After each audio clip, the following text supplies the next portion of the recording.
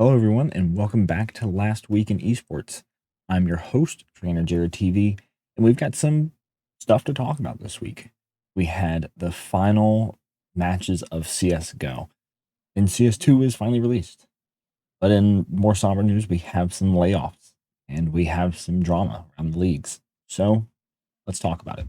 Baker, what was that? Cloud9 are your E-League Major champions! This is Rocket League! Sayonara CounterStrike Global Offensive. This weekend, we wrapped up ESL Season 18 with Mouse Esports taking the win over Navi and Simple. What an incredible run CSGO has had, and honestly, what a great final season of ESL Pro League for CSGO. I will say it feels kind of sad to see Simple go out, getting swept in the finals by Mouse. But Mouse had an unbelievable run. Mind you, they took out like 3 different top 10 seeds, and then just went on to sweep the finals. Fantastic event and performance from Mouse. And I think their average age of that roster is also like 20, which is insane, by the way, especially for a game as old as CSGO. You just heard me say this is season 18 of ESL. All that to say, we welcome CS2 now. I think CS2 definitely is having its troubles currently. Let's be honest. Their release has been a little lackluster. But with CS2 releasing, I just want to leave y'all with one fact about CSGO, and it's about Simple. Simple ends his CSGO career with, I think, right around 24,000 hours of CSGO. That's 1,000 days of CSGO. Now, he's one of the GOATs of all time, so maybe that makes sense, but 1,000 days of CSGO is unbelievable. And we wave bye to CSGO, and we welcome CS2. Asian games happened, and they have gone, and kinda as everybody expected, Team South Korea absolutely dominated the event. I think they might have lost maybe 1 game? I don't know. It was a stomp. South Korea was obviously, I think, the favorite. Faker, Chovy, Furia, just to name a few.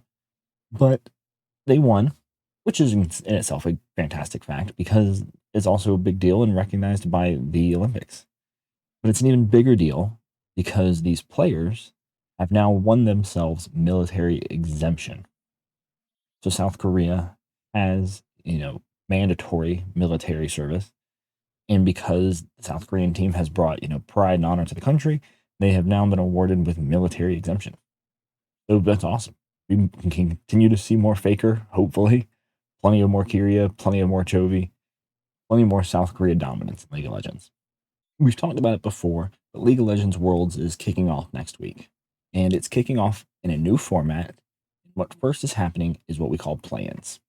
Play-ins is going to be 8 teams that have been split into 2 groups. Out of those 2 groups, 2 are going to advance, 2 are not going to make it any further. So each team is going to play a best of 3 series. As that fleshes out, we'll see which teams advance. Super exciting, plenty more League of Legends for the fans, because that's what everyone wants.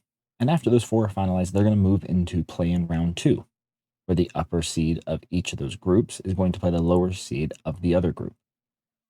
So out of 8 teams, 2 are going to advance into the World's stage.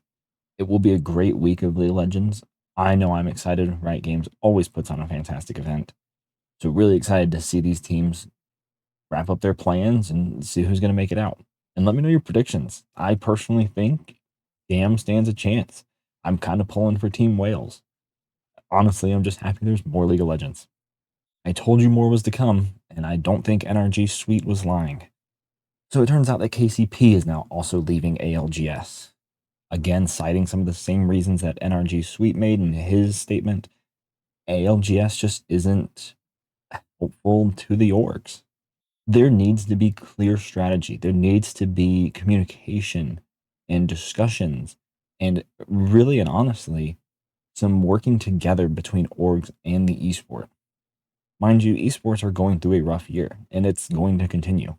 The industry's bloated. Salaries are bloated. Jobs are, there's just too many. All these orgs got their venture capital money and blew up. And everything's running out now.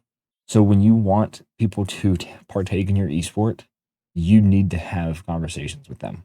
You need to let them know what the future holds. And honestly, it sounds like ALGS did not do that for NRG or for KCP. Now both rosters have left ALGS. And I don't think that this is the end of it either. I don't think anyone think it is. I think ALGS needs to be very careful with what they're doing next because orgs are definitely looking to leave. Speaking of esports being bloated, it's not just esports, it's the publishers. And Epic Games has decided to lay off 16% of their employees. That's an impact of a little over 800 positions. And this is going to affect tons. Not only is this affecting the upcoming Fortnite events, a large amount of Rocket League support has been fired. I am a part of the Rocket League community, so I can see where it's happening, and it's on the esports side. Rocket League just came off its best season of esports ever. Without a doubt, every single person involved in Rocket League will tell you that this was the best season of Rocket League esports ever. And they just let go of a lot of key and important figures. This comes as a little bit of a surprise because these companies do have quite a bit of money. But compare Steam or Valve to Epic Games. Epic Games is doing its best to claw away some of that market share that Valve has. So Epic is buying and spending a lot of money to try and compete. Valve doesn't have to do that. I do think that's really part of these layoffs. But in all honesty, it could be a pretty big hit to Epic Games and definitely to Rocket League. As always, thank you all for watching and hanging out with me today. Not really super long episode, just a little bit to cover. But let me know what you thought. Let me know how you're feeling about CS2. I personally think CS2 is going to be great and perfectly fine in the future. Right now, it has some issues to work through, but it was literally just released. Okay? Just give them time to fix the game. Yes, I would like if games came in a better release quality, but that's not what we're experiencing in today's day and age. So let's fix it. Give them time. They'll get there. They're releasing like 2 patches a day. But either way, thanks for watching. Thanks for hanging out. Let me know if I missed anything. GG's.